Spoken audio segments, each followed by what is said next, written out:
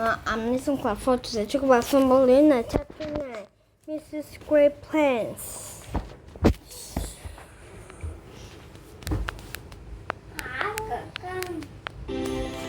Thumbelina, Chapter 9. Mrs. Gray's Plans.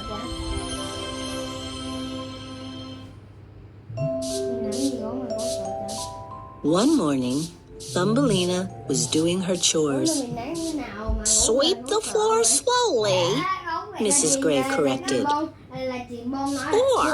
you'll make too much dust. Then Mrs. Gray looked up at the clock on the wall. She smiled to herself in a strange way. Suddenly, there was a short knock at the back door. "It's Mr. Rufus!" exclaimed Mrs. Gray as she opened the door. Mr. Rufus was a large brown mole. Like most moles, Mr. Rufus could not see very well. So he wore very thick glasses. He walked into the room holding a cane. "Good day, Mrs. Gray," he said in a deep voice. "You were kind to invite me for tea." Mrs. Gray laughed in an unusually high voice. "Oh, Mr. Rufus, we are delighted that you could come. This is Thumbelina." Mrs. Gray is acting strangely, thought Thumbelina. "I'll get the tea," said Mrs. Gray in a sweet voice. "Thumbelina will stay here and chat with you, Mr. Rufus."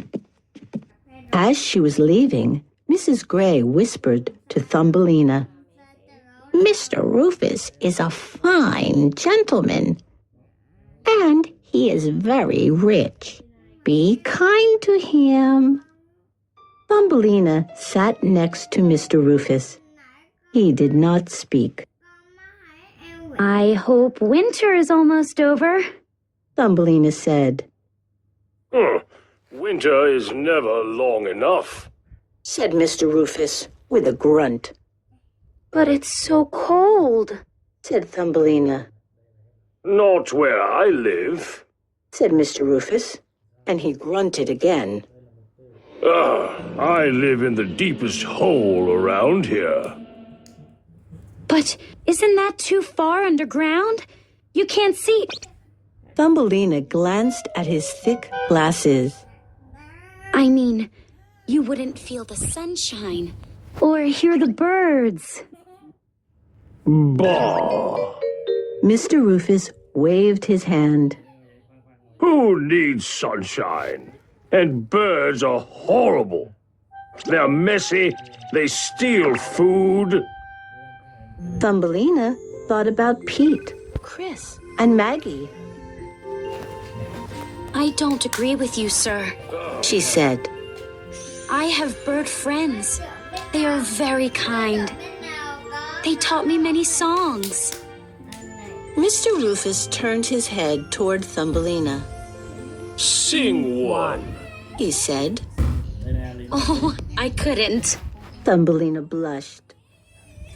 "Bah! You mean you can't?"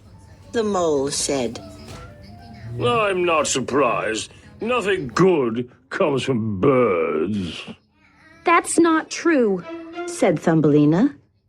"I'll sing you a song." Thumbelina began singing softly. Her voice rose sweetly. She was thinking of how much she missed Mrs. Marigold. Mr. Rufus started to smile. "It's working," Mrs. Gray said, watching from the kitchen. "Mrs. Gray was right. Thought Mr. Rufus. Thumbelina has the loveliest voice. Yes, she will make a good wife for me." Thumbelina was not thinking of the mole or the mouse.